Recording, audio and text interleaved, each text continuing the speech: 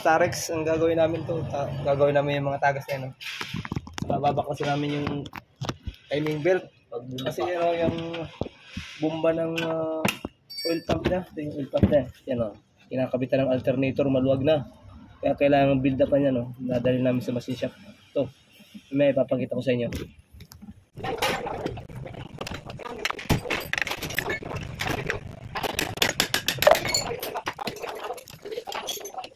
Yung mga kailangan tanggalin para matanggal mo yung oil pump niya. Main drive pulley niya.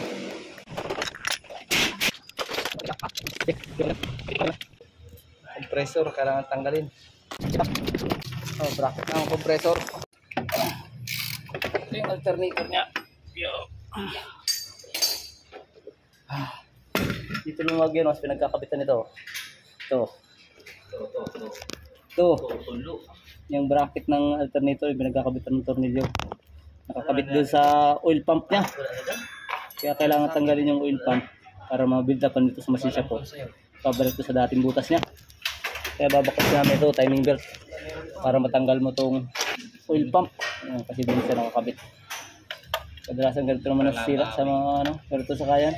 Pag hindi nahigpitan ng maayos yung alternator, kaya tumatakbo na. Malog-alog. Babakasin namin yan. Kailangan baklasin.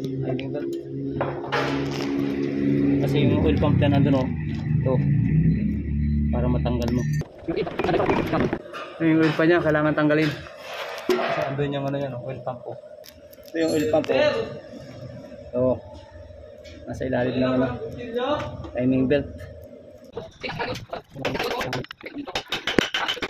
Dalawang timing belt, isang maliit at isang malaki.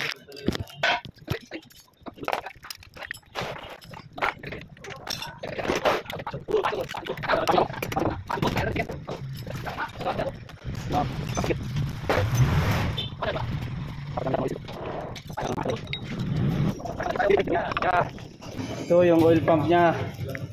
Kailangan tanggalin. Kasi tingnan mo yung lagay ng alternator. Ito. Yung alternator to dito nakakabit to. Lumuwang na siya. Kaya hindi man pantay yung alay ng belt. Dahil dito malaki na. Ito yung ipapagawa namin sa machine shop, bibildapan.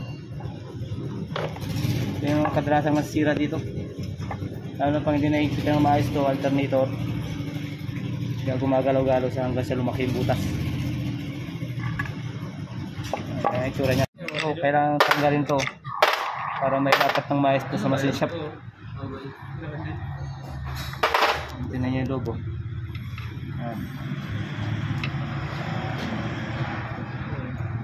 Timing.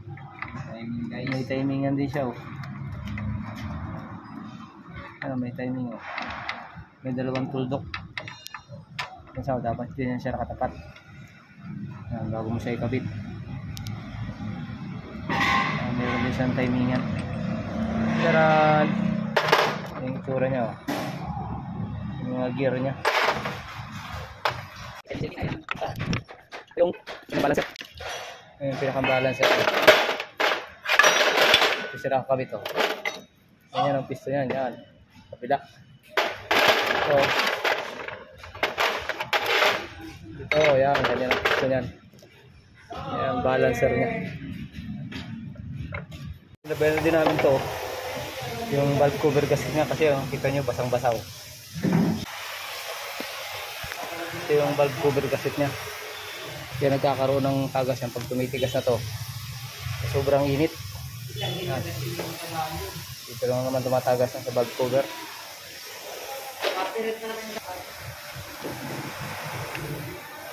Ito mga oil seal yung kailangang sabay para yung mga tagas mawala.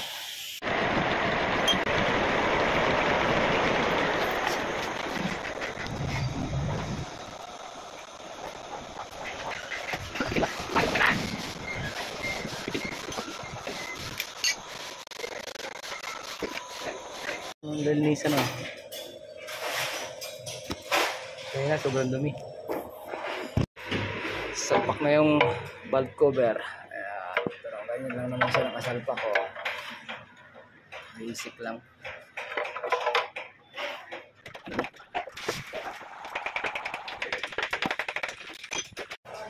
Naayos na yung pinakang slip niya, na-slip na. Ayun, ginawa namin dito sa oil pump.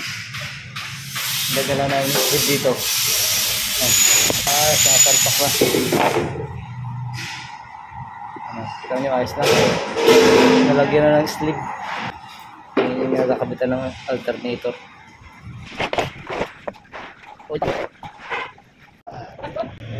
Crankshaft oil seal.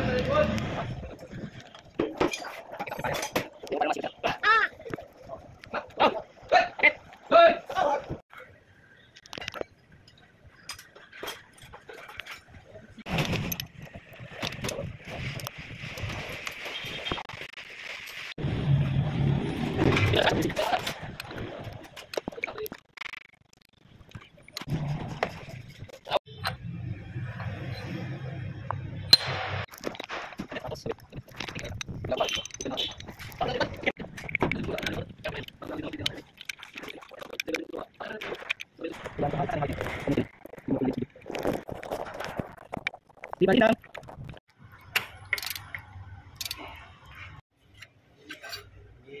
Yan, lamakit. May lamakit pa naman to.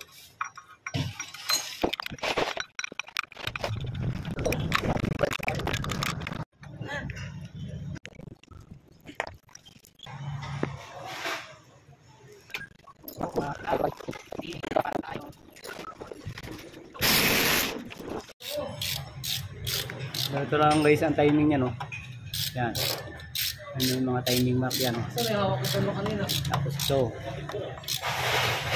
Ano, kita mo yan, parang may ano, timing mark yan. Ito, nakatapat. Saka ito. Yan. May ano, may pinakang araw dun, no? Saka ito. Ito, yan. May mga araw. Nakatapat. Saka ito. Yan. Bali ano yan, lima yung timing mark nya. Nakatapat lahat. Ganyan lang siya.